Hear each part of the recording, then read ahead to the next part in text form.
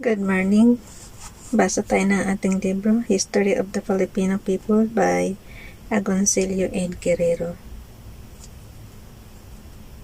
Today is November 24, 2022.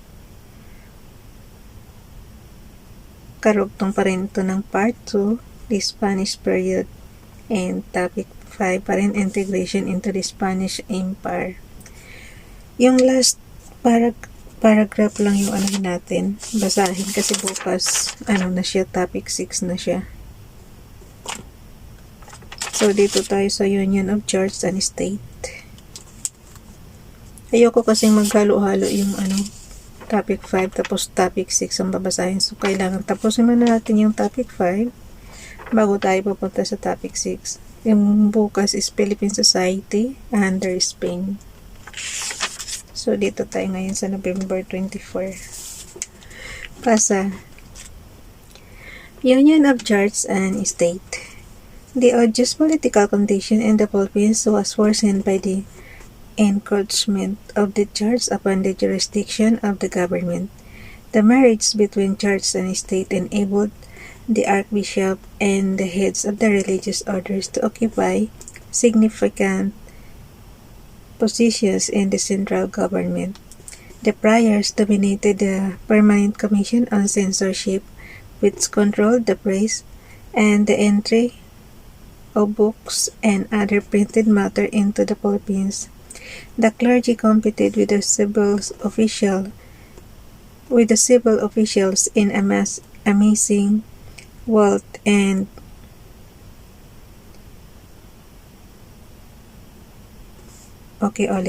The clergy competed with the civil officials in amassing wealth and through foul and other means fought the latter in the drive for more political power in the colony. Because of the short tenure of office of the civil officials and the priest's knowledge of Philippine languages and geography, the clergy was the only element of stability and continuity in the Spanish government. Too often, they filled the administrative vacuum created by the concentration of civil officials in Manila, attracted by, among other things, the profitable galleon trade.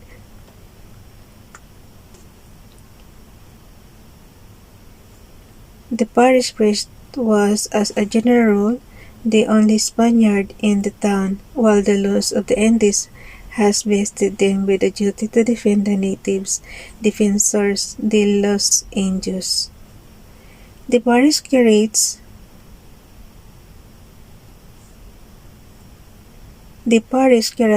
caused much oppression and suffering among the masses. He exercised multifarious political and economic, patently non-spiritual powers. He controlled the educational system and public works of the municipalities, supervised the collection of taxes and taking of the census, certified to the correctness of the cedulas, supervised the conscription of the natives into the army and the police force, and as the sole censor of place and reading matter determined the cultural fare of the people.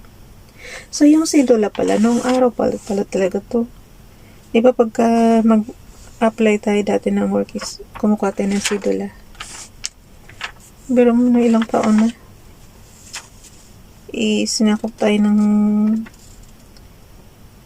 Spanish 400 years, tapos up to now yung sidula working pa rin.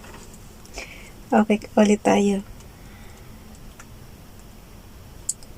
He controlled the educational system and public works of the municipalities, supervised the collection of taxes and the taking of census, certified the correctness of the cedulas, supervised the conscription of the natives into the army and the police force, and as the sole censor of place and reading matter, determined the cultural fare of the people. He controlled municipal elections and acted as advisor of the municipal council. He was also a member of the provincial board. He shackled the masses under petty, tyrannical officials tyrannical officials to his will.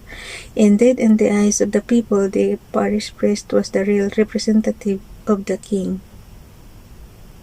Really? Ulit guys Indeed, in the eyes of the people, the parish priest was the real representative of the king. Many acknowledged the fact that the king had in its parish priest, for any prior for that matter, a captain general and a whole army. So ingrained was prior interference in the colonial administration, and the priors could force the transfer, suspension, and even removal from office of the civil officials, including the governor-general. Oh. So, na-remind natin yung 1986, diba? Puro yun, puro sa church officials yung mga nandoon dati. Nandito pala talaga siya sa book ng History of the Filipino People. Ulitin ko guys So ingrained was prior interference in the colonial administration that the priors could force the transfer, suspension, and even removal from office of the civil officials, including the governor-general. As deterrents to progress, they undermined the administrations of liberal governors like Pasco and De La Torre. While they were responsible for the civilization and Christianization of many towns, they were major stumbling blocks to the education of the Filipinos.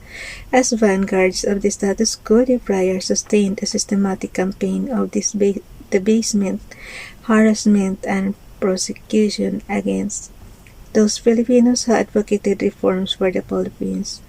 So great and pervasive was prior preponderance in the political, economic, and social life of the people that the government of the colony, in the words of Marcelo H. del Villar, was a soberania, monacal, or a frailocracia. So repulsive had this political state of affairs become that in the 19th century, the Filipino propagandists and reformists demanded their expulsion from the Philippines. So hanggang dito na muna tayo. Bukas na itong topic 6, November 25, 2022 or November 30. So topic 6 tayo bukas, Philippine Society under Spain. So nandiyan na yung taxation, forced labor, encomiendas, galleon trade. Madugo-dugo to bukas. Bye everyone. God bless.